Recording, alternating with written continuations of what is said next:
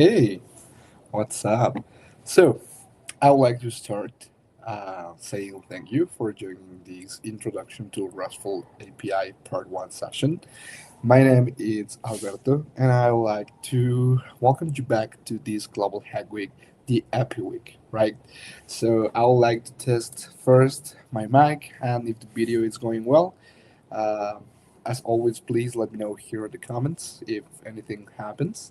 And let's get started. I know you've been waiting, so I give some minutes for you to pause the ad wall on Twitch, plus more people can join us. We have comment here. Semid Hole says hi. So it's always refreshing and good to see new people around in these streams. Hero Heroyal Priestess says hi also. My computer right now it's kind of far, so I'll try to make this bigger. So okay, yeah, much better. Yes. So thank you, and let's get started. For that, let me start sharing my screen. And yes, this, and move myself here. Also, I love this feature of the new, yeah, this feature of Firefox. So you're probably seeing my face here around. I'll be putting myself here on the top. And yep, not all of it. So introduction to RESTful API, right? Um, First, I thought this was going to be a three session. So kind of my error there. I need to apologize. So in the future sessions, you will see part two and three, but there's only going to be part one and two, right? Um, is this StreamYard? Yeah.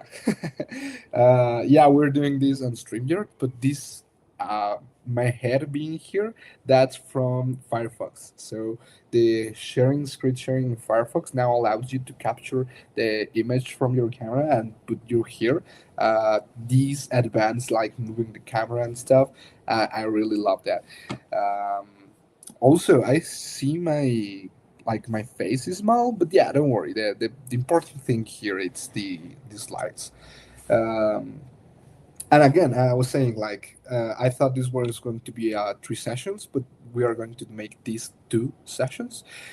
So in this first part, we are going to see like a theoretical introduction to what RESTful is, what's REST actually, and for that we need to explain what HTTP protocol is. You probably heard of this before, but this is the fundamental of many APIs. Um, Very important for you to know. And in the other part, in the part two of the session, we are going to check how to build ourselves a RESTful API. We are going to build the backend, and then we are going to consume that in the front end. Really quick, really simple, and we are going to take. I don't know. I haven't decided yet if I'm going to take an existing database or we are going to populate ourselves with data like notes or blog posts or etc. Probably a combination of both. And in this part, don't you worry. There is not only going to be slides. We are going to code, but the code is going to be for consuming an existing API. So we're now just consuming it, but you will get the chance to see how well built are these integrations, right? So let's get on that. The overview for this part is going to make a deep understanding on what REST is, and we are going to compare it with the other protocols we can check, like for example SOAP and GraphQL. Uh, which one's better, the differences and stuff, and a hands-on on consuming this existing API and building stuff, right? The building the backend and the front-end integration, we're going to do that on the part two that will be on Monday. Yeah, so for this, again, sorry for the three-part sessions. I thought it was going to be the case, we're going to just do two sessions and building the backend, sorry, and the front end will be just in one. Sit home as says hi. So hi. Let me post it here. Hi. So starting with this, let's check the introduction and the objectives, right? What's REST? How REST works with HTTP, the application layer. An overview of HTTP and its components like the methods, status codes, headers. We'll check that. Again, the state of the art of the API comparison, different protocols, and AP consumption example. So let's start with this. What is REST?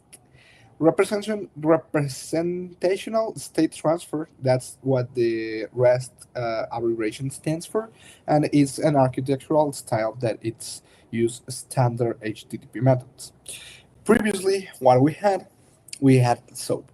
Um, I have to admit that when I started with this world, I started with REST. I haven't seen any SOAP in the actual life, but I know it existed. Same as, for example, if you're in the web development, you will heard about jQuery, but if you're lucky enough, you never are going to touch jQuery because that's whole history, and that's my case. I haven't touched it. So some constraints here. The HTTP protocol is stateless. It's it has cache. It's a layer system, and it has a uniform interface. We're going to take that in a little. But the key focus to have in mind when building on REST is that you have URLs, also known as the endpoints, for example. And in these endpoints, you perform CRUD operations via the HTTP methods. So you probably heard of a post or a get or a delete or a patch or a put. So there are many different HTTP methods that we can check, and only for CRUD operations we can perform. CRUD stands for create, read, update, and delete. So these four operations we can do, and there are many methods we can do with them. Uh, while one on another, there are different cases, and in some cases, for example, when you want to modify the whole object, for example, you can then use a put. When you want to modify just simple parameters, there's a patch, for example. But they both do an update, which is the u in CRUD, right? The post does the create, the get does the read, and the delete does the delete, and so on and so on. But for that, you will have to understand this, the HTTP protocol. Here in these slides, I just tell you some key elements about, for example, the methods it uses, the status codes we can get, the header, and the payloads.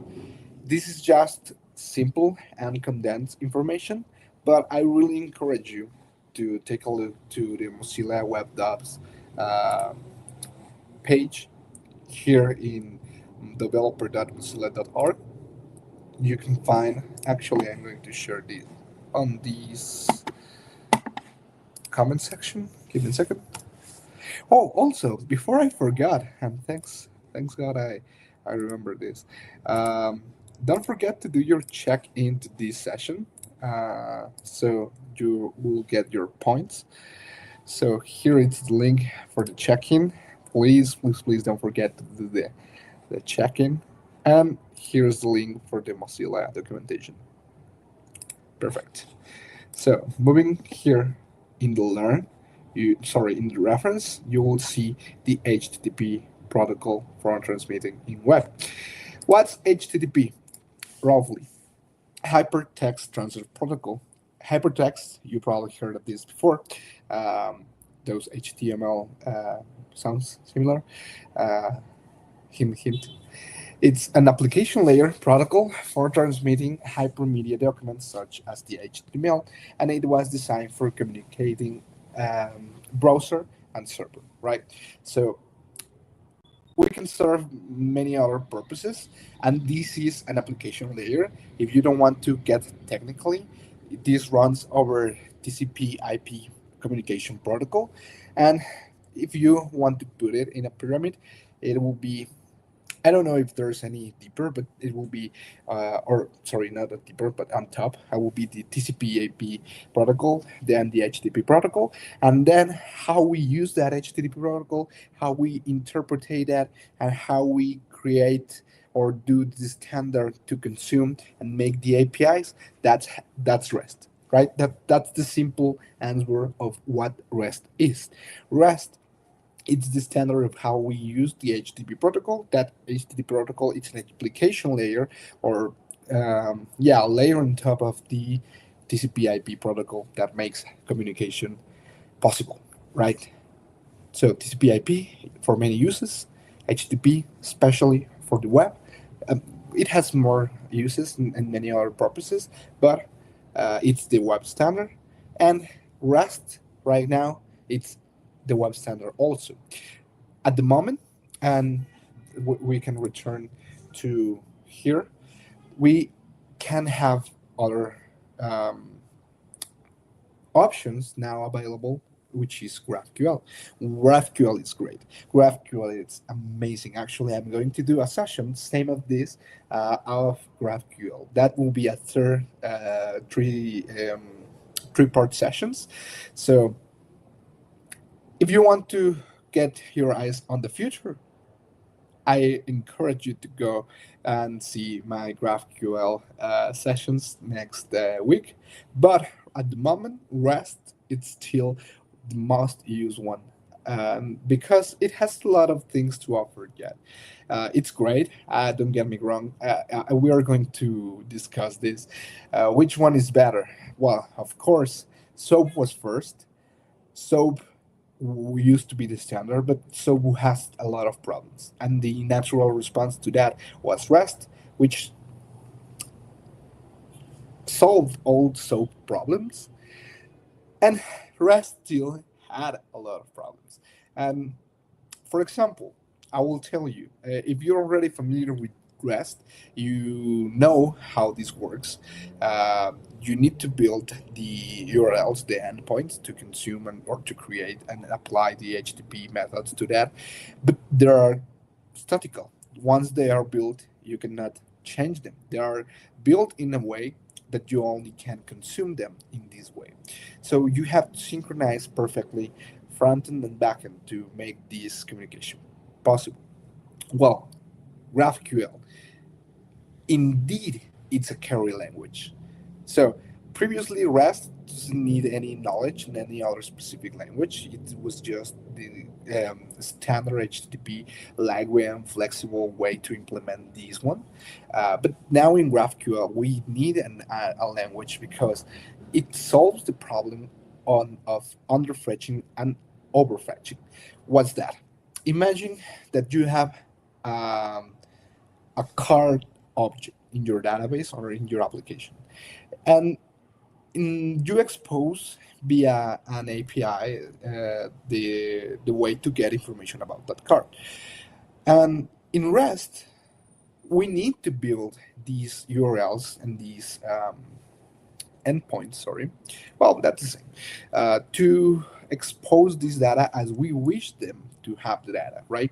So we need, thanks for example to flow, this design flow from the UX team, that we need to give front end information about the plates, information about the color, the model, and the year, right? Perfect. So we do that, we send that information, we have, for example, if you work deeply, you can build a data transfer object. It depends on your type of integration, and you send that, so you convert what you have to what you want, blah blah blah.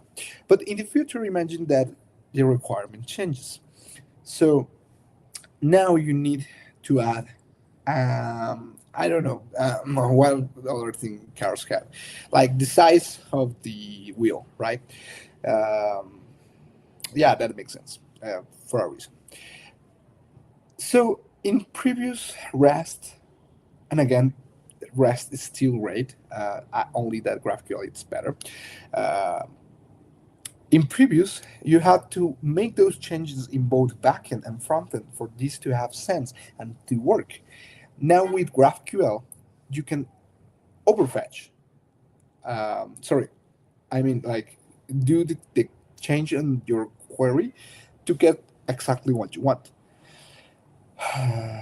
Overfetch means like you're sending more information than the needed, and underfetch it's the case I was talking about where you're sending less information than needed. In this case, we wanted the wheel size and we didn't have them. In an overfetch example, that will be we're sending the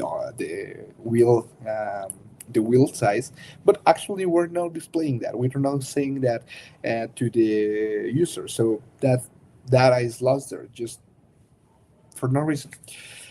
So why again, Alberto, if you are telling me if GraphQL is better, why then learn the rest and why this is worth? Because you are barely going to see GraphQL. I have to admit, it's a shame not all developers know GraphQL. There is a great documentary on GraphQL that you can check on the Honeypot channel on YouTube, but again, not a standard yet. Yet. The standard right now is still REST. It still has a lot of things to offer. Yes, it has problems. It has some things that could be better, but still very important for you to learn in your path to become developers. Uh, so, saying that, I hope there's no more questions. Well, any question actually. I haven't seen any questions here on the comment. But let me know. We're going to have a Q&A at the end, but I always like to be answering the questions when they pop, just to make sure that you're understanding. Great questions make good knowledge. So let's go to the hands-on the consuming of this application.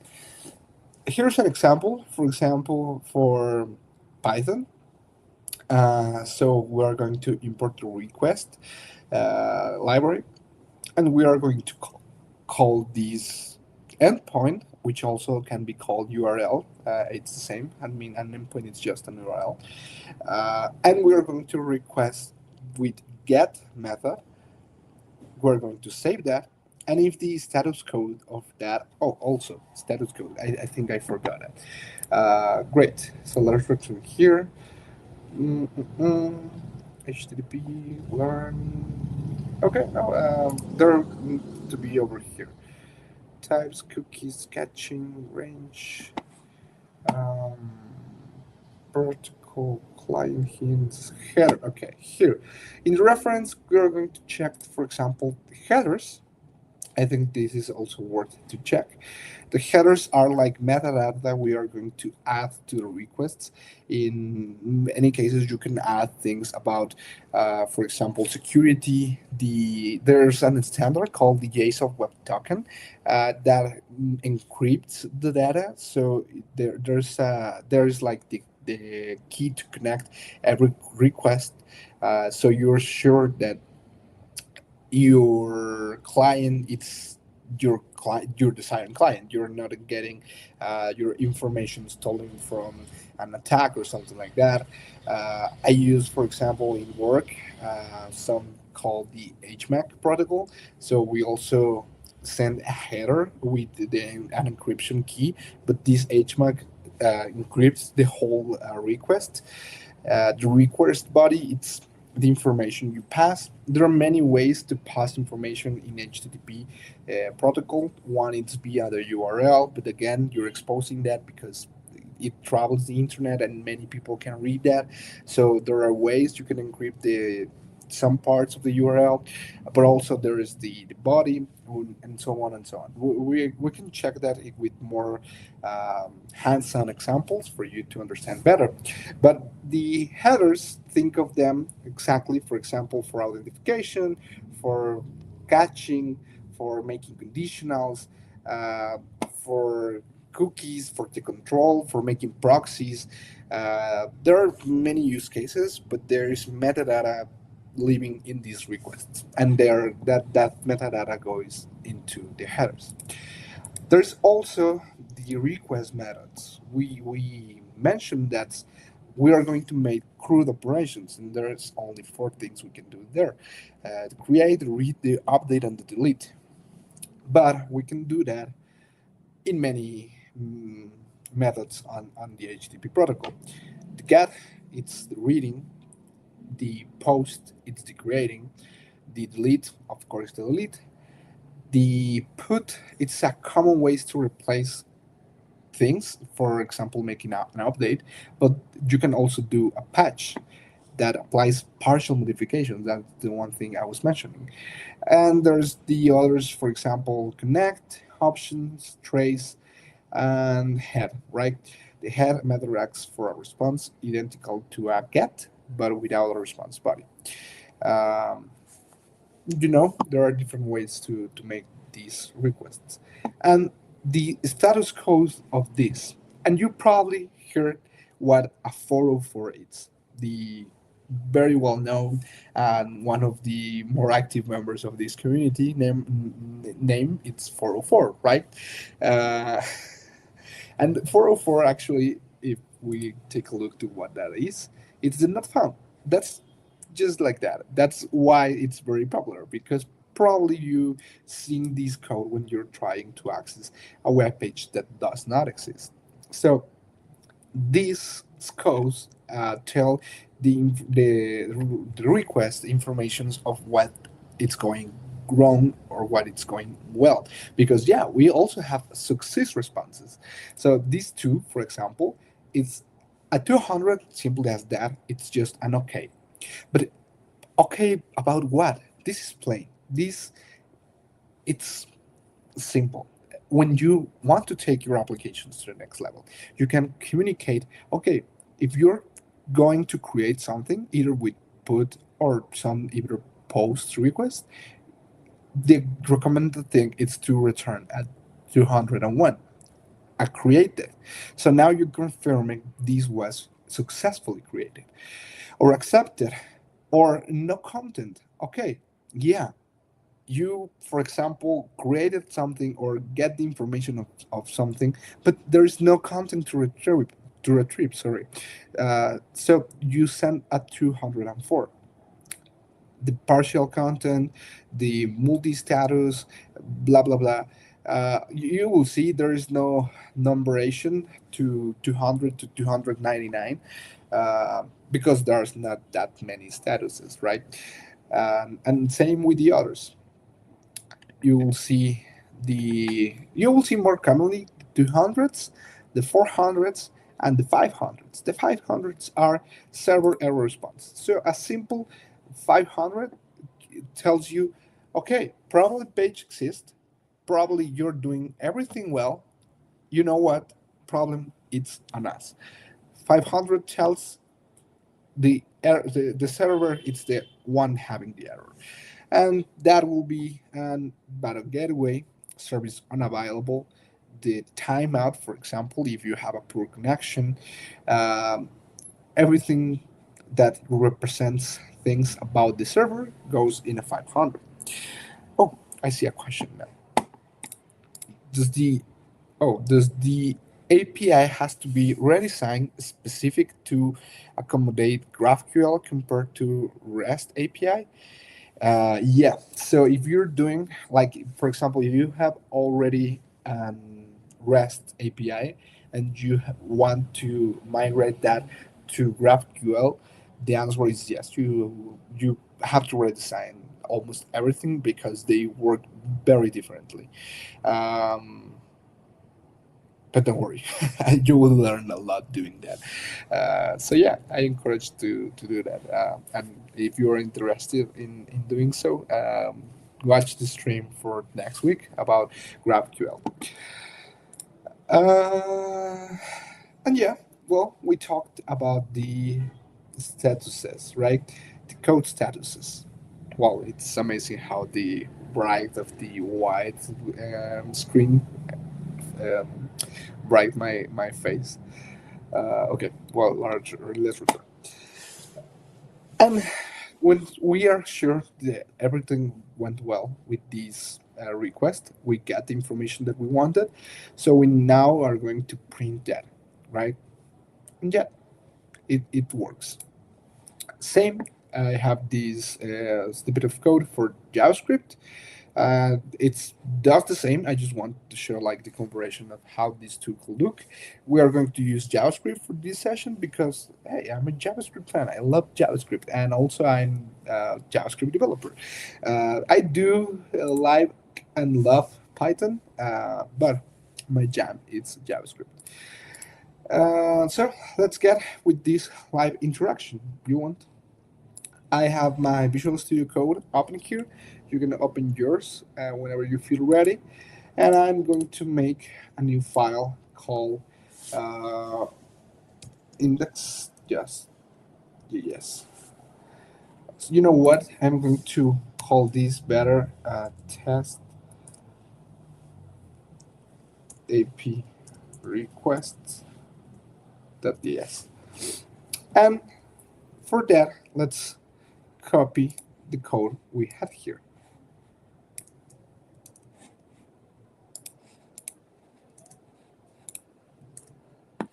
So we are going to fetch this HTTP, this URL. Well, yeah, the HTTP URL typecode.com/pod/1. But first, let's open that.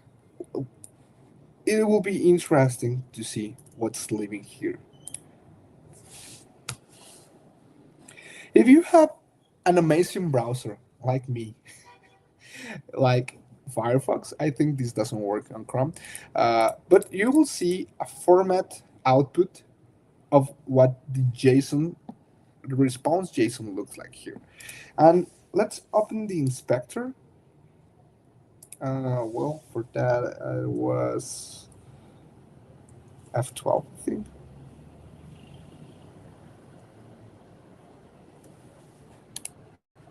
Oh no.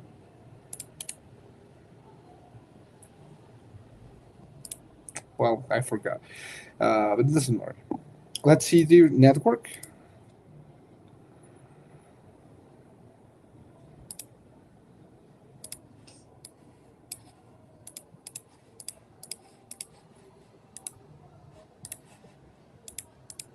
Okay, it's taking its time to load. I think that's my internet connection. Um,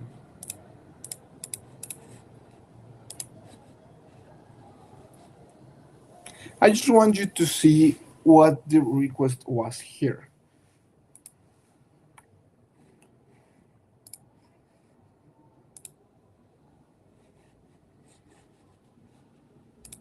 Okay, perfect. So let's refresh this.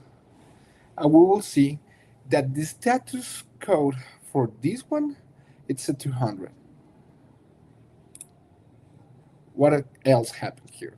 This was an HTTP/2. That's interesting also to know. If you're more curious about what the /2 means, well, I invite you to go and check the Mozilla docs. The size of what was transferred, the more metadata things, and here are the headers. So the headers of the response also and the request. There are the two differences because here what's happening is that we are making a request, but also we're receiving a response. You know, if the response doesn't get, so this wouldn't make any sense.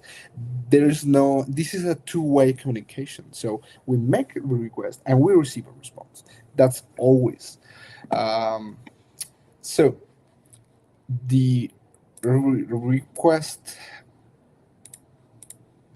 headers tell us that we have in the headers some things in yeah. Oh, I wanted to.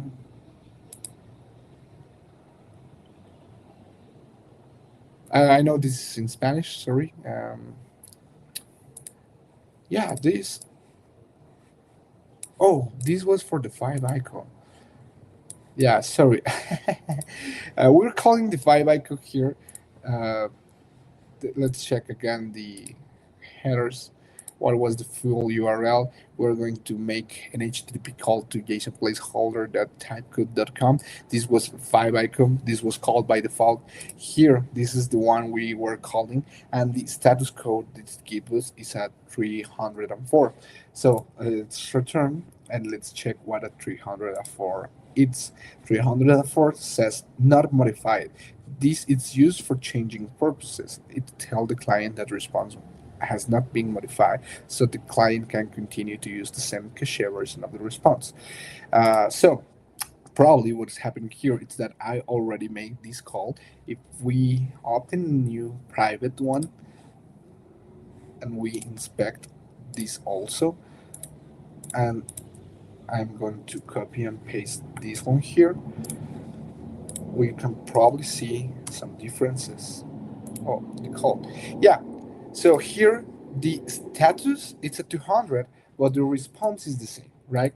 So why is that?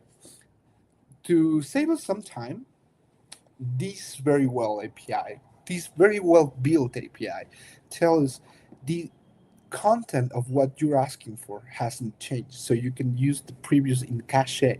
So that's why the status of this was not at 200 but at 304. So we save, and it it allows us to improve the performance on our API, right? Um, so kudos on this. Now let's take a look to the response. What this content? It gave us a user ID, the ID of what we're calling, the title, and the body.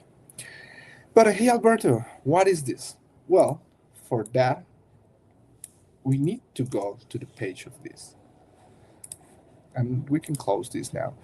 JSON placeholder, it's a free, fake, and reliable LPI for testing and prototyping. So now we can consume this free API to test our abilities. And yeah, this is an educational tool, but also so educational, as this one says. It's really good for creating your projects, to structure them once, even more when you are new or try to familiarize yourself with how to say this, with the backend service, and then you can build the backend. um, well, there are many use cases, but as this, there are other apis that are free, and well, not all of them are so reliable. I have to admit, some of them has downtimes. A downtime means that there are times their service is not offered.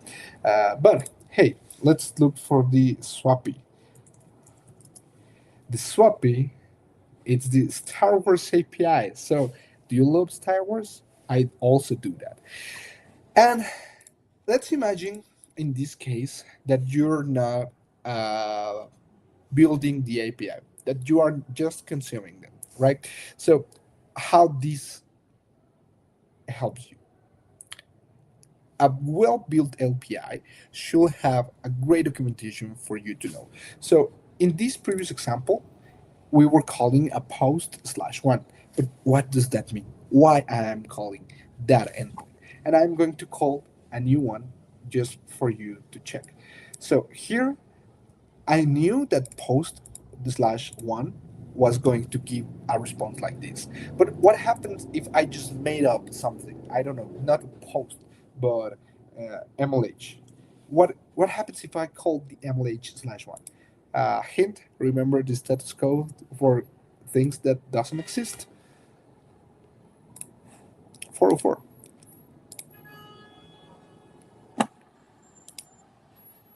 Oh, I'm going to recall that. 404, right? This is a 404. Let me make that bigger so you can see. Oh, I can make bigger this. Okay, sorry for that. Well, that's a 404. Uh, thanks. Yeah, don't worry. If you're on Chrome, you can get an extension to the Beautify JSON results. Hey, thanks. Can you share that for your colleagues here? Also, I prefer use the Firefox for this. Yes, for developing, but hey, it's a great thing to know. Also, thank you. Can you zoom in a bit? It's hard to see the DevTool part. Yeah, I'm so sorry. I was trying to, but only the content of the page zooms in. Let me see if here in the configuration. Um,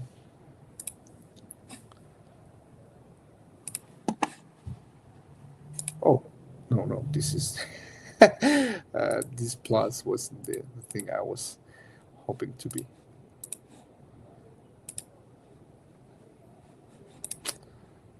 No, I don't see how make this bigger. I'm sorry. Um,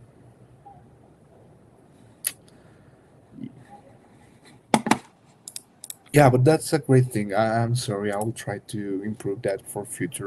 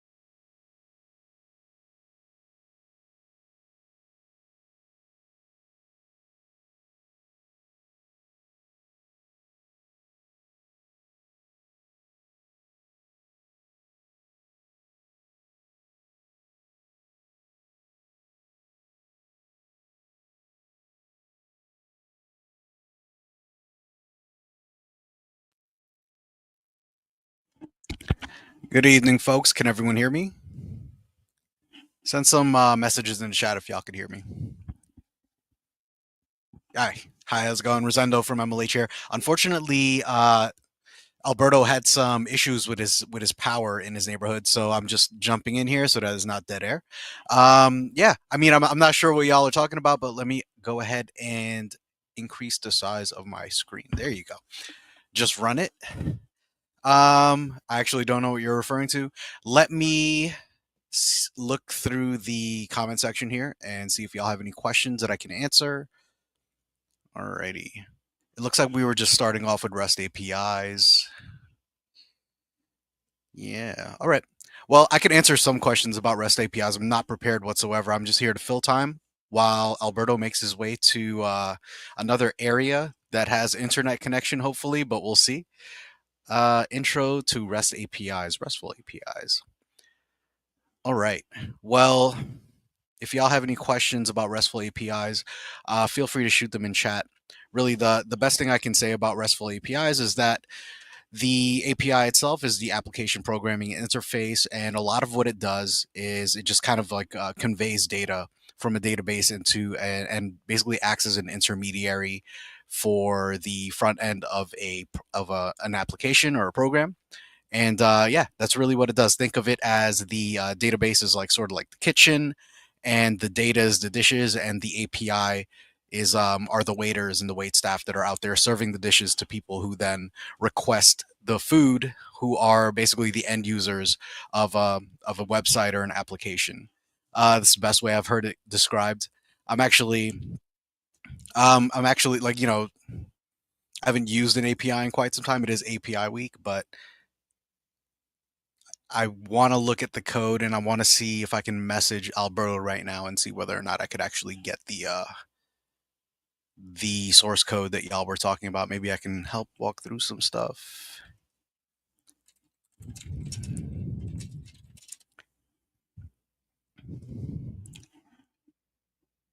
Do y'all have any links that he sent to any of the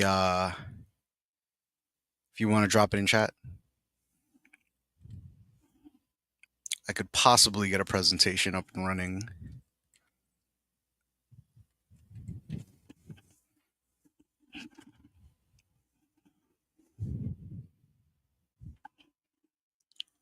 Okay, so we have a question here from Ale Guy 02. Is C++ a good or bad language to create an API with? I have lots of C++ experience and enjoy web dev, but I'm having a hard time finding a good use for C++ in web dev. Yeah, I mean, you don't need to you don't need to use C++ on the front end. If you want to build an API with it, you can. I mean, you could build an API with really any programming language that's able to support HTTP or like just basically like internet requests. I built my first API using Java back in the day. It's kind of similar to C++ in that sense. Still kind of like a mid-level language that you could, use with JavaScript and Python to leverage on the front end. I found that it's actually a lot simpler to build APIs with server-side languages like Node.js because it just integrates a lot quicker into JavaScript. But that's just me. I mean, it's really up to you from a preference perspective.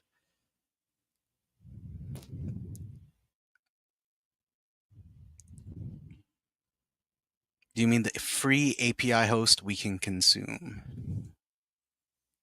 That question was to Dika 809. Dika 809, if you have a response, please let Pistachio know. Alrighty. Let's see if I could pull up an API and write some code that leverages it. That might be fun. For those of y'all sticking around, let me see here. I'm just gonna share my entire screen. Entire screen. All right. Let's look for them. Let's look for a simple API. Free APIs for personal projects. Yeah, let's look for them. Use GitHub Copilot? Yes, I will try to use GitHub Copilot. This is an entirely just like impromptu thing. Alrighty. Free Code Camp. This is a good resource to kind of find stuff. All right. Look at APIs. A public API, also known as an external API. We know this. In case you were wondering what REST stood for, it's representational state transfer. So these are very popular and easy to use APIs, which use HTTP requests to get or change data, like the Twitter API. All right. GraphQL. No. Are there any actual APIs here? What's that? Best websites for free API access. I heard him mentioning JWT. I think. Could you elaborate on it? JWT. So those are tokens, is what I believe he was referring to. What is JWT encoding? Yeah, so tokens. So JSON web tokens. So really, that's what allows you to access an API typically. So it's a token that is unique to you as the end user, and what it does is it grants you access to specific part like data within an API that you are allowed access to. So you could have like a user token, you can have an admin token. It really depends on the way an API is set up, and depending on the type of token that the whether it's like in this case, since it's REST, the whatever token is actually embedded into the HTTP request that's sent to the API, that's the type of data it's going to retrieve back. Chuck Norris quotes APIs classic. Does that kind of answer your question, Edhara?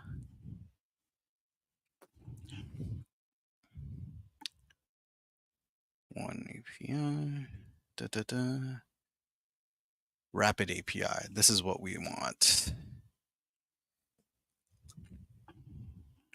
Once Alberto gets back, I'm sure he'll be able to explain it a lot better. So here we've got Rapid API, best public APIs for testing. All right. What did someone say? Chuck Norris? Here we go. This is the Chuck Norris API. Let's check it out. Cool. So it gives us like the curl and the get request. Let me see if I can JSON placeholder.typecode.com. Let me see if I could access that website. JSON placeholder type.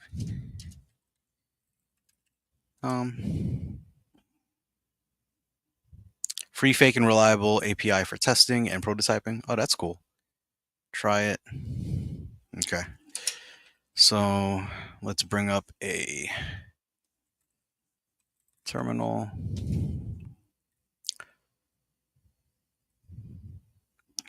Let's bring up a terminal here. All right, I'm just gonna CD into my desktop. Oops. That's fine. And let's mkdir API test and add CD. mk API test and touch script script.js. All right, launch it in code. So we'll try to use this one since someone mentioned that Alberto was using it earlier. All right, so I've got a script.js file up, and you got to bear with me. I haven't coded in quite some time, so this is going to be kind of like a funny experience, I think, for everyone involved. So let's go ahead and minimize this. All right, so I've got a script.js file. I've got VS Code open. Let's kind of get everything. There you go. All right, run this code here in a console from any site. Well, I don't want to just run this.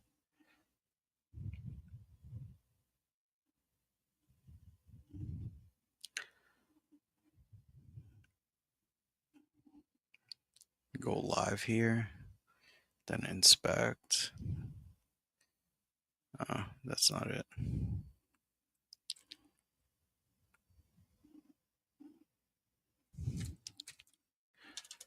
Run. Oh, it's got to be node, right? I was going to say node script.js. There you go. All right. So it gives me a user ID. It gives me an ID, a title, all this stuff. So are y'all seeing this? So really all we did was we went in and we put in a fetch response, a fetch request to, whatever is actually located in, like, whatever is actually embedded or, like, contained within this API. And what it does is it gives me one user ID, it gives me one title, one ID, regular ID, one title, and then a completed false. So it gives us, like, this JSON object. I think that's probably what Alberto was getting at. But if you think about like a database, if you've ever used one before, what it does is it has different columns and then different header rows. And in this case, like, the header rows would be user ID, ID, title, and then like completed, so a Boolean value. And what the API does is it actually converts all of that data into a JSON object that it then transfers over to the front end of your website and allows you to display that front end to the end user. So let's see if we could actually get some of this data displaying to the folks back home. So I'm just going to do a quick index at HTML5, and then I do have Copilot enabled. Someone wanted me to, what's it called? Wanted me to use Copilot here. So let's do this script.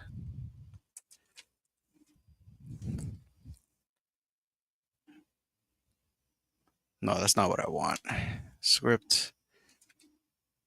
There you go. So we want script.js.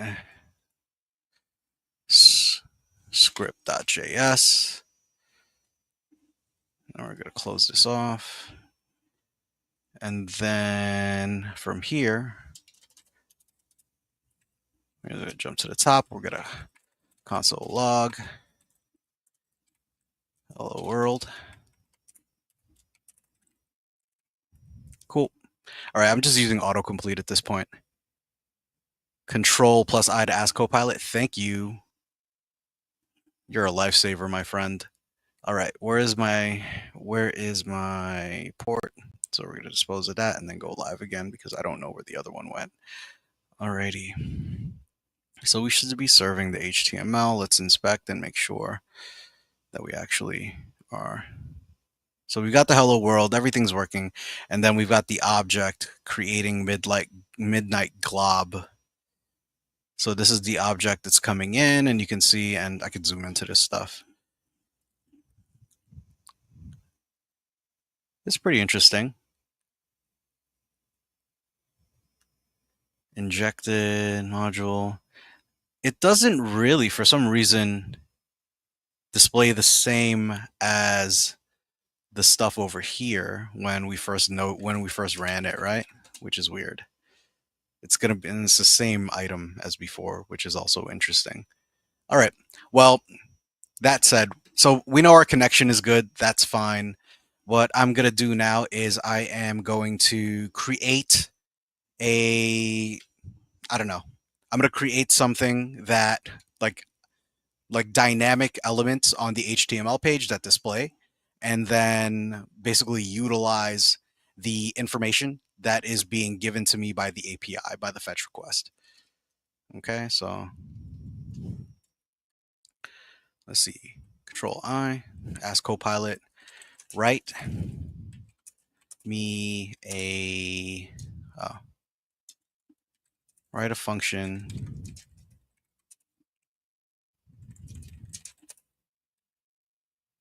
from the JSON placeholder API and displays it in my index.html file. Let's see if it works. So it's actually doing a different type of fetch request now. Function. Okay, let's see if it works.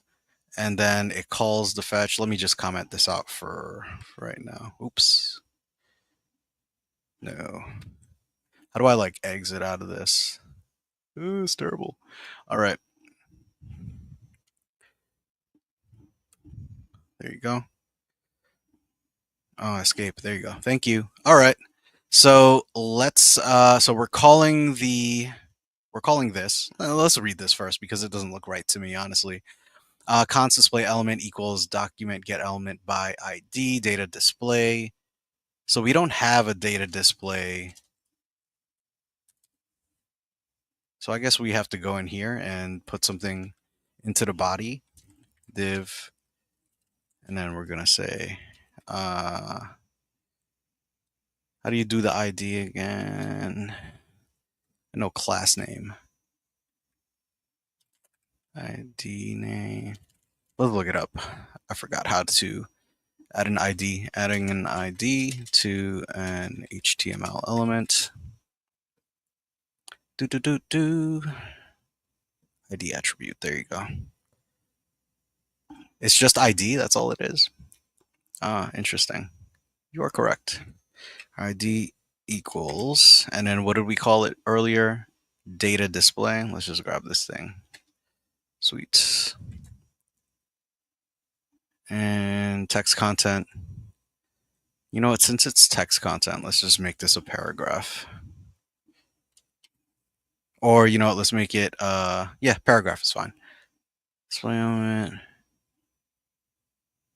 Okay. Cool. Let's check it out. Cool.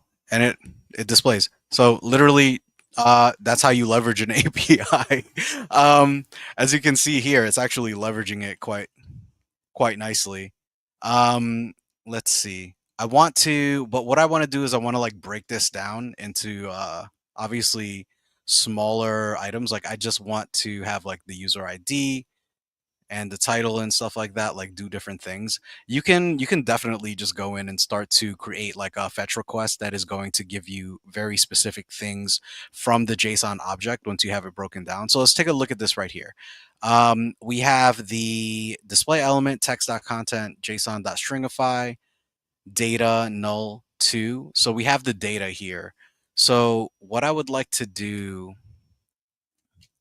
here is I want to console.log data, and then let's run this again, right? And then it's just going to run. We can inspect and we can see what kind of data is popping in. Even though we could do it here, I just want to make sure that we actually we're actually getting the same data here. Okay, so this is what it is. So it's object, so it's data dot, we could say data dot title, right?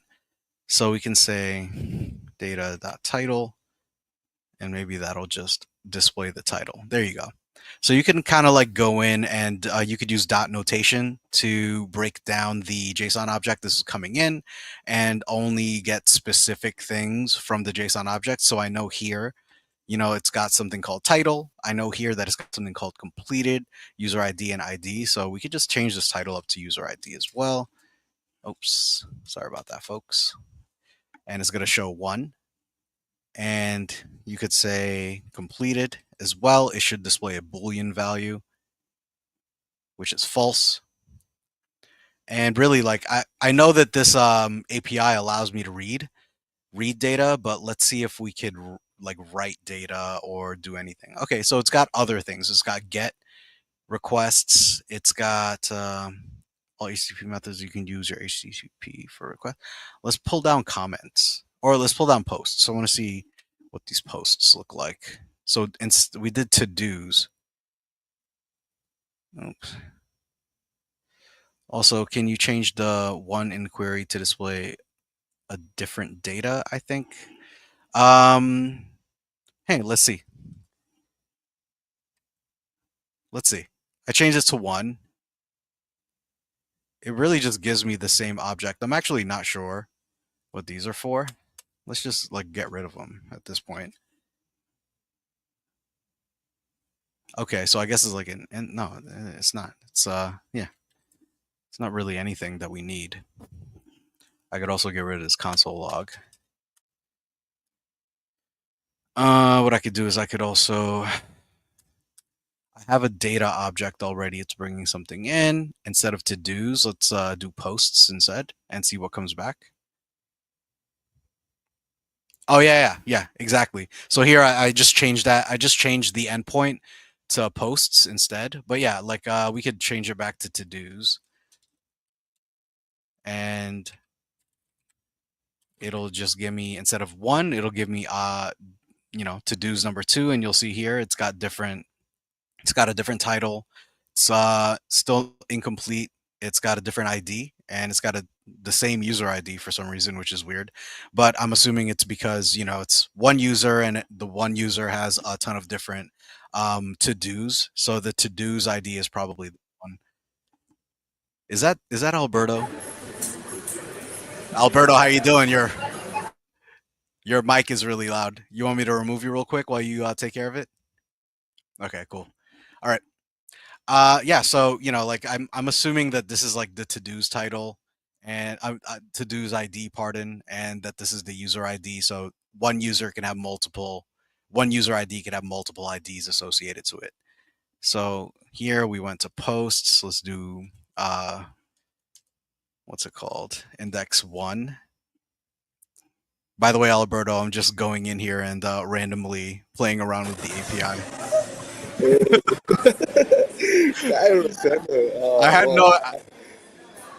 No, So I was going to say I can thank you enough for stepping in here. no It's worries. crazy, like literally crazy. I went out of my home and all the streets were like fully dark. Uh, but I found like the some Starbucks, so I think I'm ready. I saw that you take the initiative very well. You're doing the ABI calling, right? Yeah. I tried my best with as little context as I had, but yeah, I also got some help from the folks in the crowd. So thanks a lot to Pistachio and Lunatic over there. Y'all were really helpful. Alberto, I'm gonna leave you to it. Enjoy the rest of the stream, y'all. I'm sure it'll be just as entertaining as the last 15 minutes have been. Take it easy, y'all. Amazing. Thank you so much. All right. Hey, no, Rosendo is amazing, isn't it? Uh, I just have to say I'm terribly sorry. Literally, I went out dark out of nowhere. But hey, I'm back now. So also, thanks a lot for helping Rosendo checking out what we were doing. How did you check for the call status? Um, okay, don't worry. I'll be back with this question. Thanks, bro. You were amazing. Yeah. Hey, welcome back. No, amazing. Great community. Uh, I think I went almost for 15 minutes, so I'm trying to hurry to get the time back. I'm going to start showing my screen again. This time, unfortunately, I am under no conditions of checking your comments and sharing the screen at the same time. So I'll be trying to go switch back and on to see what's happening on the comment sections, right? And also, if you hear a lot of noise, I'm totally sorry. But yeah, that's the best I can do right now. Okay, perfect. So, returning. Can you help me get a track what we were talking of? Also, this is the first, and I'm going to add my camera here on set. Yeah, and here I am. So, can you help me recall what we were doing, please? Uh, yeah, I think we were checking the statuses. Oh yeah, I remember now. We were talking about what was happening here. I was trying to do bigger the status call because here, if we call MLH directly one, this gives us a 404, right? So the point I wanted to reach was a good API has good documentation. So if we close this, well, actually, we can close this fully. If we close this and go back here to the page, we can see the guide. And in this guide, we will see what endpoints we can call. So below you'll find examples using the page API, but you can use a JSON placeholder with any other language. Of course, list the resources. All resources are called here in post. We can create even resources, making a post to the posts yeah, endpoint. Here the method it's post. The JSON body it's this one. Title bar and through. The headers the output, right? So let me see if I have any comment here. I think we're talking about different HTTP statuses. Yeah, we were talking about the statuses, but I think we are done with that. We can continue. For the moment, for the record, the thing I wanted to achieve with the explanation of that and trying to call a not existing endpoint was how I can know this endpoint it's not valid and this one it's valid, right? Because for you it's just a trust me. But hey, why trusting Alberto when we can trust the documentation? So in the documentation says we can call the post and specify just one, but also we can call the posts in general and have the full list of resources, right? Uh, so for the question that was how can I check the status call? Well, the status call is in the request, sorry, in the response headers. So if you open your inspector, you will see a network. This is called red for me because red it's the same as network in Spanish. Sorry, this is in Spanish. And in the network, you will see the list of all resources call. And this resource call, for example, gives you the status in general because we know that's like a big and important thing to know in mind. But also here in the headers, you will see the status, right? So I hope that answers the question. Now, returning to the point of having the ability to check what all the things we have. So, for example, I know if I call this via an get, I will have for the 52 the seat belt. But then I think this makes no sense for reading, but you will know the ID is going to be 55. This will be the text, and this will be the description, right? So 54 here makes sense. Oh no, in this case, well, that's a little thing to know. I'm not calling the position, but I'm calling the ID. So remember, the previous one was the ID 55. Even though I was confused because it was the number 54, of course, we're a zero index language, so it started on zero. But probably the first ID was one, not zero. Yeah, makes sense. Um, else. Well, same as this, and I want to skip now the JSON placeholder API because I think we can see many other and many other funny as the Star Wars API. I want you to let me know in the comments which of you are Star Wars fans. I am a big Star Wars fan, and I can see, for example, in the Star Wars API that we can have like things like people, planets, or starships, right?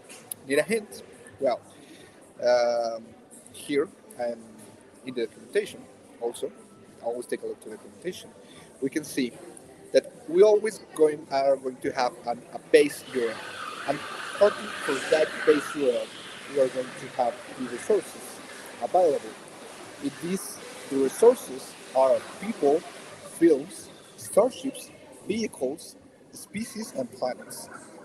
Now, for the films, I want to know the films, right? So I'm going to take the whole endpoint.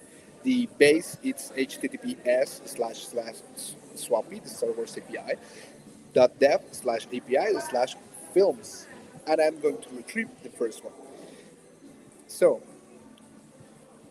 let's do that. And this first give us a new hope.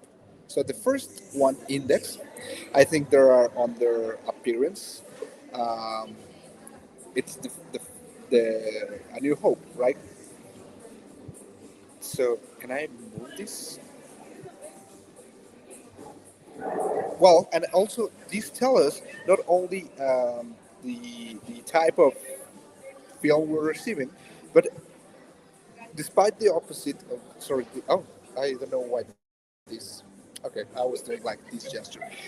Despite the previous API, this allows a description and the type of the attributes we want to retrieve. The title, the title of the film, the episode ID, the opening crawl, the director, the producer, the release date, blah blah blah. But for one, I love this one. The opening photographs at the beginning of the films. So let's retrieve from these attributes the opening. It's a period of civil war. Wherever spaceships striking from a hidden base have won. Neither first victory and now in Star Wars, right? Um, any question here? I think we're talking about different HTTP status. Yeah. No. Oh, sorry. I thought I didn't reply, but yeah, I already replied. You know what? Give me a second, and I'll try to improve my audio a little bit. I'll be back. Just it will be 1 second, not like 15 minutes like the previous time.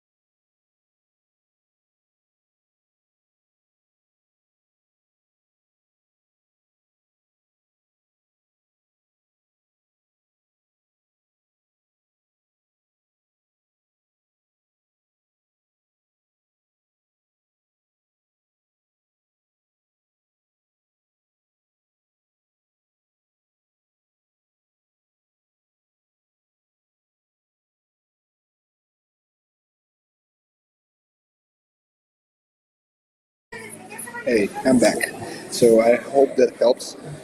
Um, Now, returning,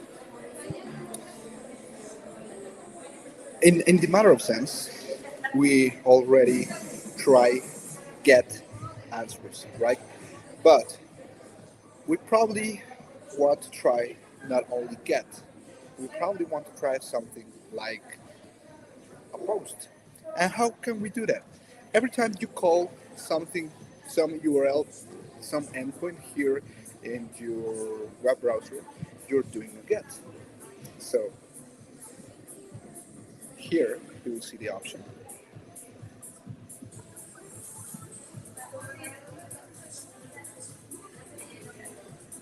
So all the characters appear here, the opening crawl, blah blah blah. But still a get. How about if we try with an API that actually let us make a post? Actually, the previous one, oh, okay. This Star Wars API, it's a great example of how we can check the documentation and see the description of the attributes we're expecting, the type. It's very well documented, right? Um, but for example, the previous one we had, the JSON placeholder one, allowed us. I'm not sure about this Star Wars, but this one allowed us to make a new post, right? So let's check how we can do that.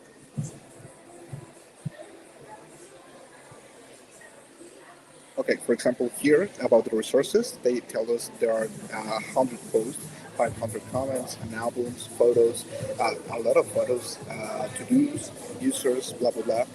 Uh, this post, we can make a post. How we can do that?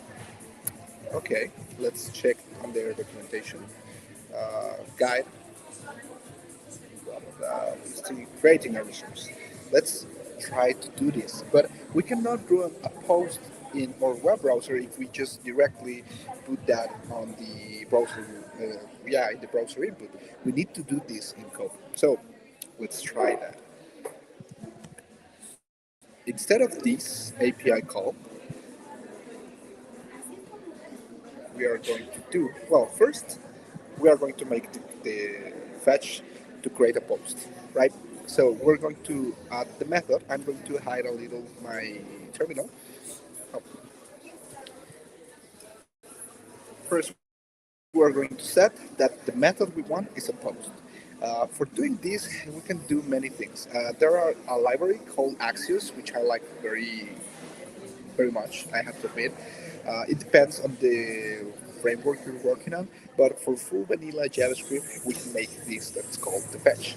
So the fetch function requires an input, which is the URL that we are applying the request to, and some request information. In this case, through an object, the object should contain the post, the method. In this case, we're going to make a post. The body of that, in this case, we are going to call this my MLH post.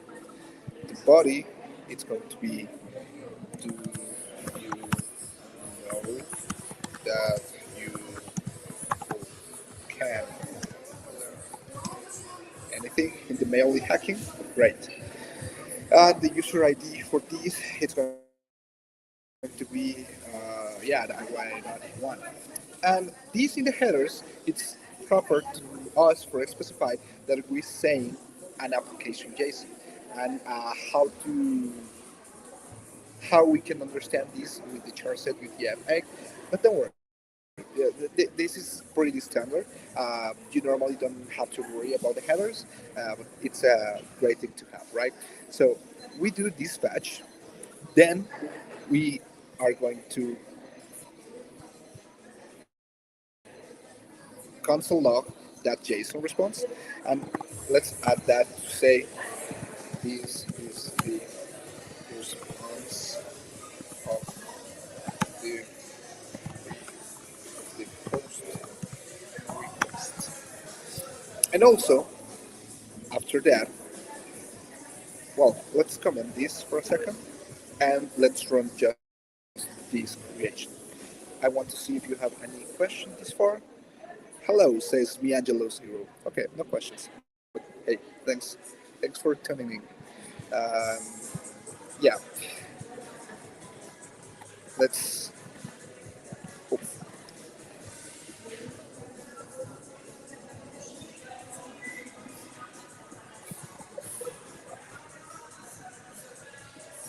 okay, let's run this. So I'm going to say no introduction. Oh, I'm already in introduction, so it shows nope. Test. Okay, and we have the response of the call, right? This is the response of the post request, the title, and the response give us the title, the body, the user ID, and the ID of this. So now let's comment this because now we have this already. I mean, we don't need to create another post again, and we are going to call specifically that 101 post we just created. In this case, since we're doing a get, we don't need to add the other request information because the get is default. It's like just directly pasting this under the web browser. But let's do that programmatically, right? So we're going to receive a response. If the response is okay, we are going to return the JSON of the response. Then we are going to log not this, not only the title, but we are going to console log post. And here's to the data. So perfect. Let's do that. 404. So what's the problem? If we created this, then what happened? Okay, probably we need to uh, how to say this to check the documentation. Important. Resources will not be really updated on the server or it will be faked as if. Imagine receiving requests of I don't know how many people that we are like using these in real life and storing them and being able to get a track on how many number of posts they have and blah blah blah. It's just unimaginable, right? So yes, this is a faker. This was not actually created on the database they manage. This only returns us a correct response message, like the previous we shared. And for this, just the first post. Let's see again. So the first post, okay. This is the response of the post request. It tells us like it was created between posts, and this is how a creation response will look like. So the great thing about this specific API is that you can mock not only a get, but a post, and you can mock not only that, but updating a resource. Imagine you want to update the first post. So again, this won't actually update it, but you can mock as if you want to update it. So let's make something called getting the host one. But yeah, that was not it. This is creating or first API request. No, creating or first post request using batch. Yeah, and this one is the getting the post one via get request. Now let's mock and dating the post one via a put request, right? So we can copy and paste the code they provide to us just for us to play. Actually, we can play a little with these values. We know they have an ID, a title, a body, and a user ID. Updating the ID, I don't recommend that. Updating the user ID it belongs to, hey, maybe, it depends. The body and the title. This is an update, updated title for our MLH post, right? Perfect. So let's call these and let's just add a message that says this is your response of the let's run again our file and we see this is the response of the put request. The ID of the title is this is an updated title, the body, and the user ID. So again, we can fake as if we are trying to make many HTTP methods, and we can update. Oh, that will be an interesting also. Um, the response you want to see. Well, I'm going to add another one, which is the delete. And finally,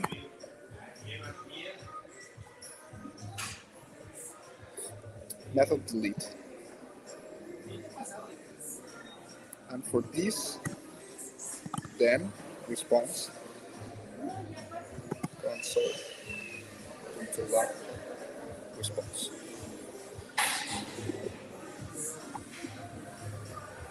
In this case, I want you to take a look at something.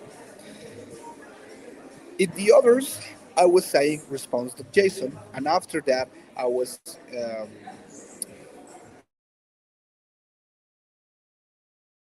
chaining these to this, and same in the get, right? If this was okay, else follow the steps. Right now, I'm on purpose not JSONing this because I want to see the full response. Let's do that.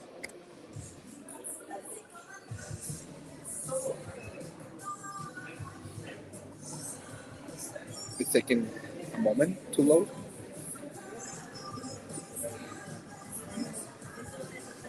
In the meantime, I want to see if you heard the questions. Okay, perfect. So we can continue with this. here. So this is the full response. Sounds similar, right? Because the full response should contain the status of the request response, the and status text, the headers, the body, the awk redirected type, and the URL. Some of these, not always, but at least the status code and the response body and the response text and the headers. Yeah, of course. So what's happening here? Why the rest of them doesn't give us the status code and so on and so on? Um, well, they do. But what we're doing is that we're saying, hey, I don't care for all the things that are metadata. I do only care for the response. In this case, we're checking if this is okay. You see, if this is not okay, I don't need to make this JSON. Just simply throw an error and tell me the status. The status will probably be the status code of what was happening here. See, makes sense. I hope it makes sense. So this is a great example of how you can use APIs, and these tools can can serve you to create mock projects.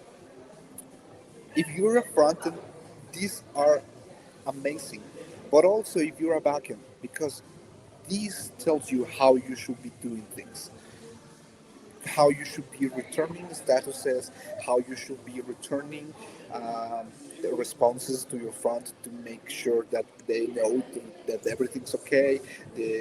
For example, if you create, it's called like echoing the thing. So not only you created, but I return you what exactly I created for making sure that what you wanted, and if there's no any problem on there. Um, and these things helps a lot. And also, you can have a great time. Actually, a little spoiler, I'm going to use one of these called the Pocky API for creating a Pokédex. So this will be my session for Monday night, uh, more or less this time, but on Monday. I'm going to use this Pocky API to just simply have fun with you, create a Pokédex, and that's it. You know, create like a great project for your portfolio if you're new, if you are starting and you don't have like work experience. These kind of projects can help you create a lot of um, knowledge to and also great stuff to share in your portfolio in your GitHub. So here, this Pocky API gave us information about whatever Pokemon you may want. I don't know if for all generations, I'm old, so I just learned like the first 3 or 4 generations. I don't know the newest ones, but hey, what is this? Where do I start? Oh, of course, documentation. Always read the documentation. They have wrapper libraries for Node, for Python, for Swift, for PHP, blah blah blah. Okay, the resource list pagination. Okay, so they have information resource list. What they have: the berries, the contests, the encounters, evolutions, the games, the items, the locations, machines, moves, and my favorite, Pokemons. So, ID or name, we can take a look to this. So let's make just a quick request on the web browser. And what's your favorite Pokemon? Um, I know you're thinking of how can I spell Pikachu? Yeah, I hope that's not found. Okay. Oh, because I'm looking for ability. I'm sorry. Yeah, I'm looking for abilities. Pokemon. Yeah, so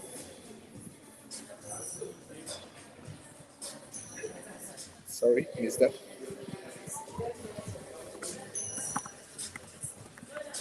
Pikachu. Oh, with double U, no. Yeah, Pikachu. So it has a list of abilities. It has some cries. If you don't know what a cry for a Pokemon is, it's the name, the sound they make. Forms, game indices, highlights, moves, location area, name, ability, species, type. This should be electric, of course. Um, and it gives you a direct link to the type because this is also something in their API. Um, let me see if I can find an image. They should have stats, wait, stats, sprites, yeah. Back to fold, back to fold, back from the fold, from the fold, this one. So, this is Pikachu. So great, right? Um, what others? Let me see if you have any questions for. Okay, perfect. What others? I already spoiled you with the Pokemon API, but I want to show you one more that is truly gem, the Rick and Morty API. Why this is a true gem? You will see in the documentation that they support GraphQL. Yeah. So if you were planning to start understanding what GraphQL is and how you can build, and same as REST, you can take a look at this GraphQL. And in the example, I remember one of you was mentioning like, can I do REST and then move to Graph? And the answer will be no. Well, not that simple, but try, and this will be a very funny exercise and also very enriching for your education. Try doing many calls here in REST with the REST API, and then doing the same and more with GraphQL, and you will see the difference I am talking about. But also, you will be experienced in these both great technologies: RESTful, the industry, the all the things you need to go on and work, and GraphQL, the future. So again, for the REST part, they give us information about how we can call things. We can call the generic or the base URL, and we will get the links for the characters, locations, and episodes. This one it's shorter than the Pokemon one, for example. Um, I'm not sure if the Pokemon one offers GraphQL. I think they don't. Yeah, yeah, I don't think they do. Of course, this API consumption only API. No, blah blah blah. Okay. Uh, Star Wars don't either, right? Yeah, they don't talk anything about GraphQL. Yeah, I was just checking to make sure.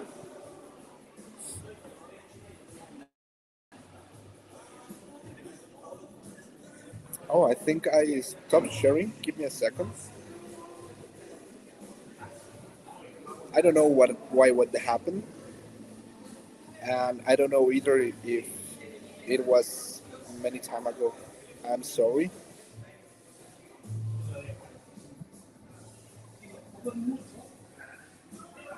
Well, I can see my face, but that's not the important thing.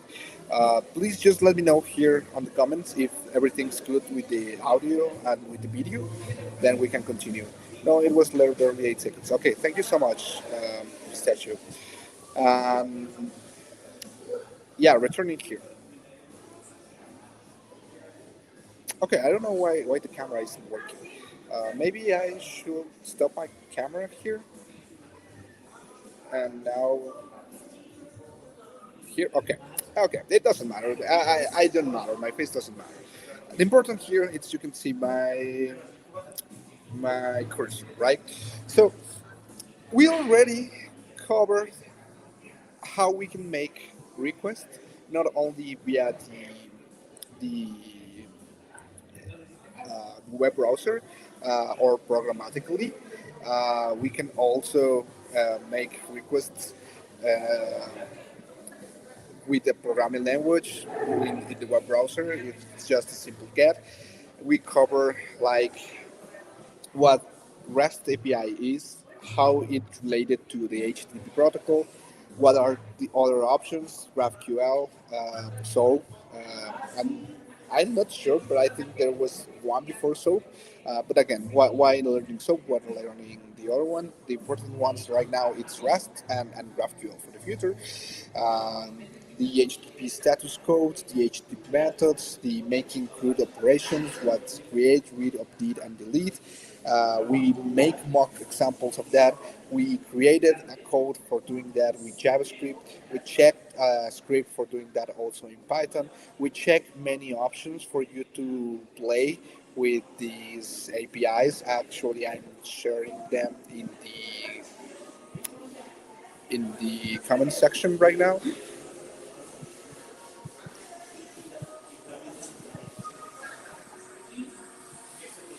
And finally, the last thing I want to share with you is that there's a tool, well, not a tool, there are many tools that you can use to test requests, not only in REST, but I think they are implementing solutions for Graph. One that can live in the browser that's really good, it's called Insomnia. Well, this one I think it's only uh, for rest. I usually I use Insomnia when I want something lightweight and not in my computer. Um, it has been a while since I used this, but start building. Okay, I'm not sure if they are changing something or just I needed to log in to start doing this on web or they move completely to desktop. And the only desktops for that I use for these type of things, it's one that you probably heard of before, which is Postman.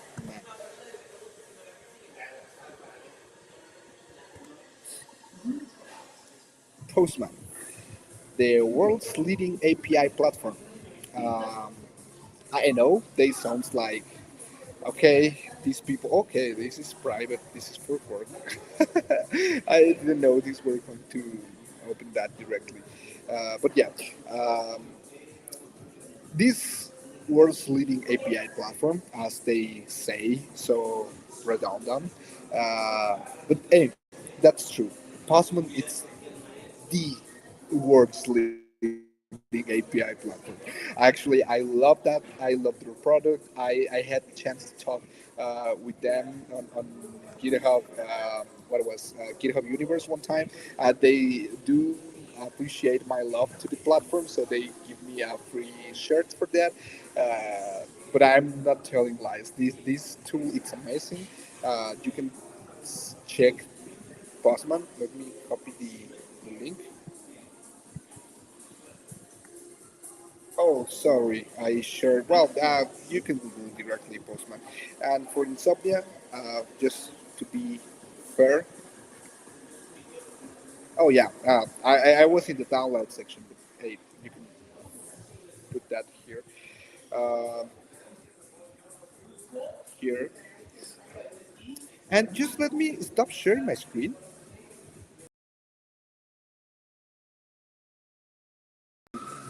That's private or so. Um, and I am going to prepare to share my screen with Postman directly.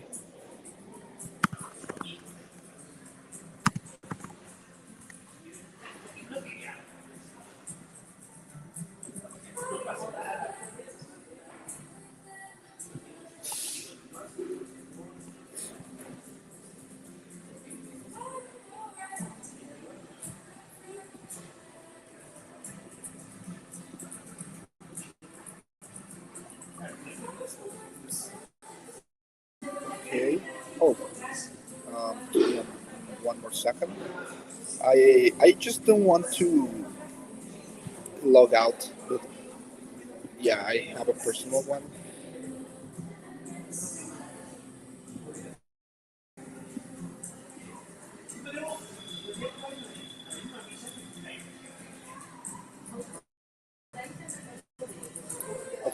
have a personal workspace. Perfect.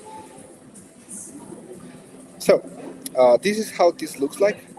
This is Postman. Let me see if I can make this bigger. Okay, perfect. I can. And here we can start making requests. So we can create collections. Also, Postman has something I really love, which is okay. Here to make it bigger. Postman has something I really love, which is that it gives you the ability to document your API or your collection of requests really, really easy. So you can build things like the Star Wars API or the Rick and Morty API or things like that. I mean, not in style. I even don't know, like, for terms of privacy and copyright and stuff, if that's allowed or something like that. I don't want to enter that discussion. But what I mean, it's like in terms of documentation, in terms of people saying like, oh, what a great API. It tells me a lot of things, how to use the endpoints, what should I expect, why I need to pass, I don't know, a lot of things like that.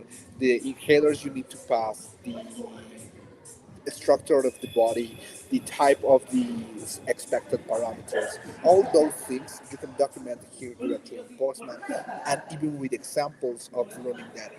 So that's why Postman is a great, great tool. Um, right now, I'm going to make a new request. This will be, oh yeah, of course they support GraphQL. They even have support for Socket.io. MQTT, it's another well, how to explain this and what you're seeing GraphQL separate from HTTP. These are many other transfer, how to say that, protocol transfer ways. So GRCP, it's from Google. WebSockets, it's how we connect. Socket.io, WebSocket actually gives, how to say this, a stable connection. So in HTTP, for example, we make the request and we receive the response, and that's it.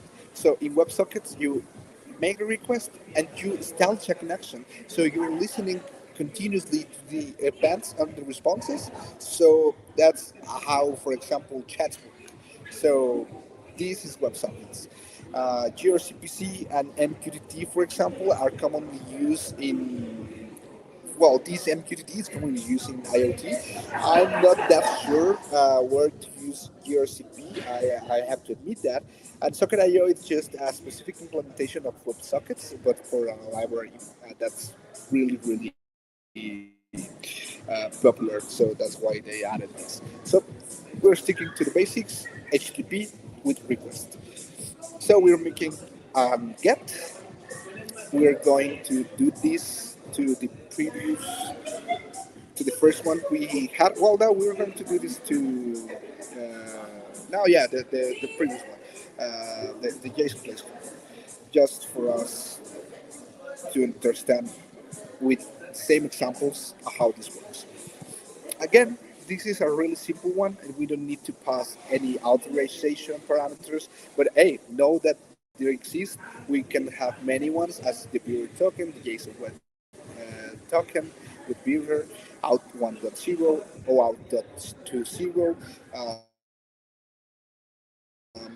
If you're using an AWS signature, blah blah blah, a SAP for collection, for example, or basic outs. Well, in this case, we don't need anyone. The headers we need to add. There are some that are already preloaded that are like, of course, the ones more commonly used, the connection type, the accept everything, the user agent, this kind is Postman runtime, the host, the share, the Postman token, blah blah blah. We can add parameters. What's a parameter? This goes under the URL, so we can have, for example, uh, queries here. This is also commonly used in HTTP request. So we can have something like um, this was posts, like to use. This was like, I don't know, size. right? And the value is going to be 20. This page size, for example, it's common to have something like this. So you're going to say, I only want 20 values for this call, or I just want one value, or I just want five values, right? If you have heard of the concept of pagination, this is the thing. We use query parameters in many cases. In many others, they send them via, well, no, because this is again. But yeah, the problem with get is that you cannot add a body.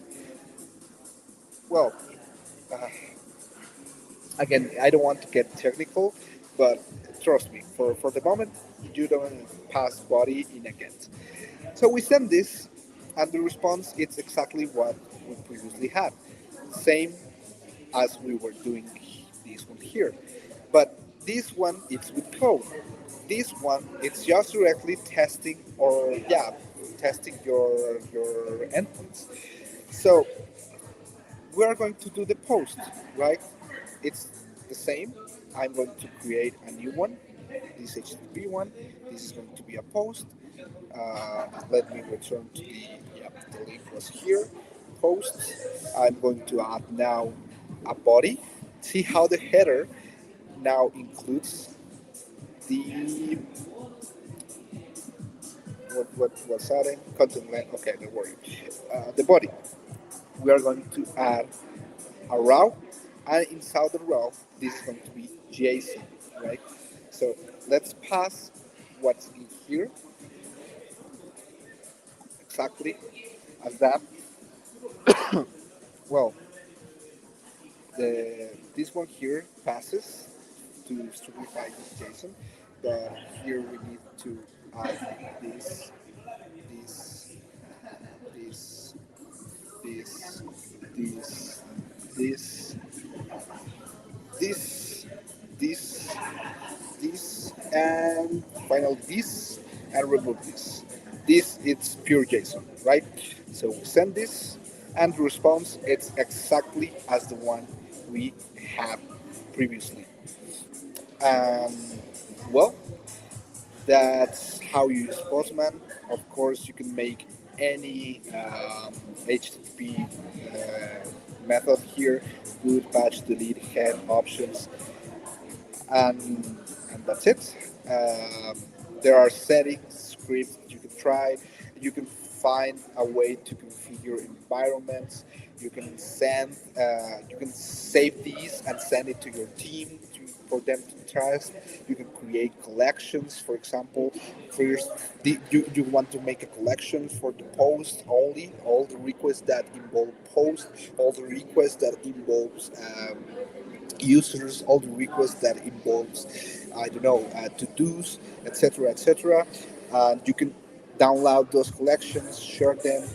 As you saw before, I have these as a team member for my organization where I work. I had to ask them to buy the enterprise, sorry, the company, how to say that, the company plan, because of course it made a lot of sense. Now we can share environments, variables, and stuff, which is great, of course. And that's it. I think that will be it for the session. Just let me check. Let me return, sorry, to this here. And okay, I'll just remove my screen, start sharing, allowing this just a window, and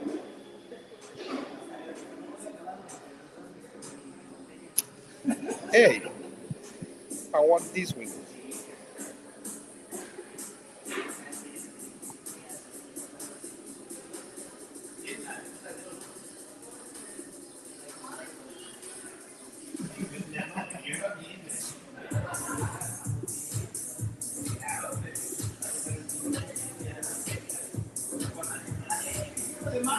Hey, well, I probably need to move this to the other.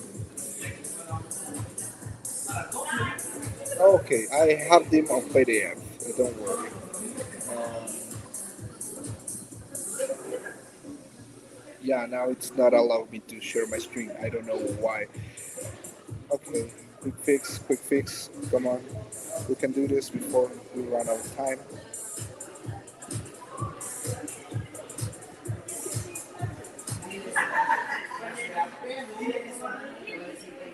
Slides of PDF. I downloaded from my computer. Developer, API, REST API, slides, slides. I'm so sorry. I don't know why this is happening. But hey, okay, slides are here. We can continue. And we were over just saying, okay, it was fancy for me, but I just want to say that that was it for the session. Um, the recap was REST. It's how we interpret and we make use of the HTTP protocol, which it's a layer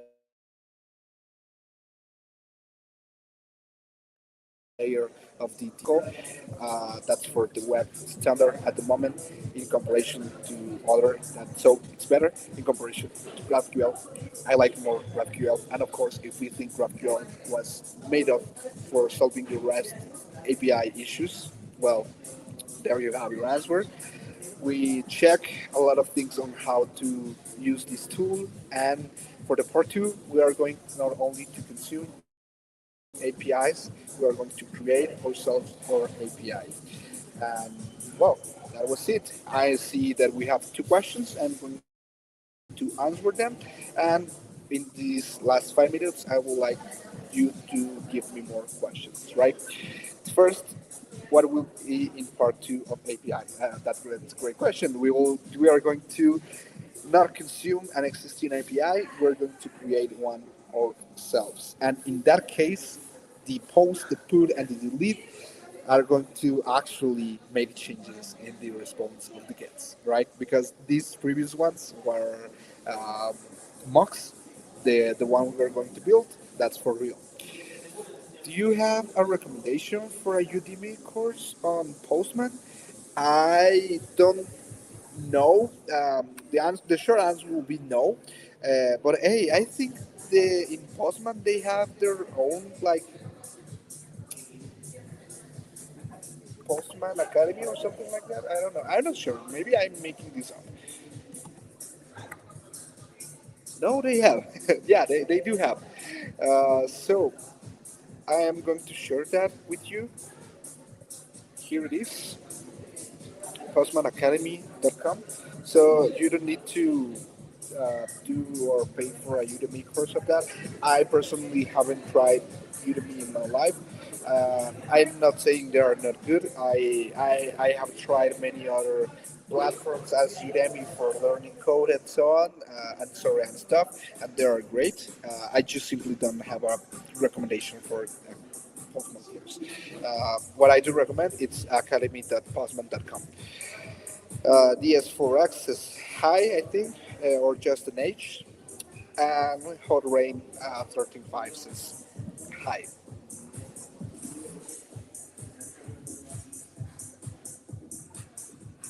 So, any other question?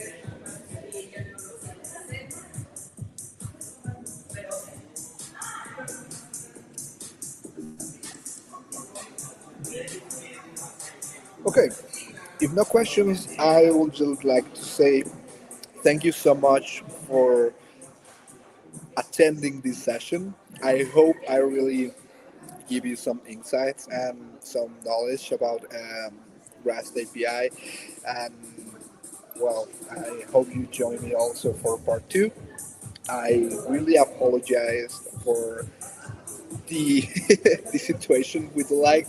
Um, I run out to a Starbucks to keep up with the class, with the session, and also I'm sorry for the noise and everything, and for reducing the quality of the stream during this second part of the stream.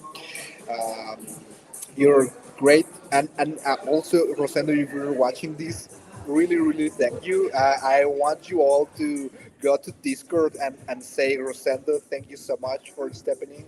Um, well, you're an amazing audience. Also, thank you for helping Rosendo keeping track of the session. We have a comment. Thanks for your time. Hey, no, it's my pleasure. Thank you so much, and I will see you in the part two. Bye.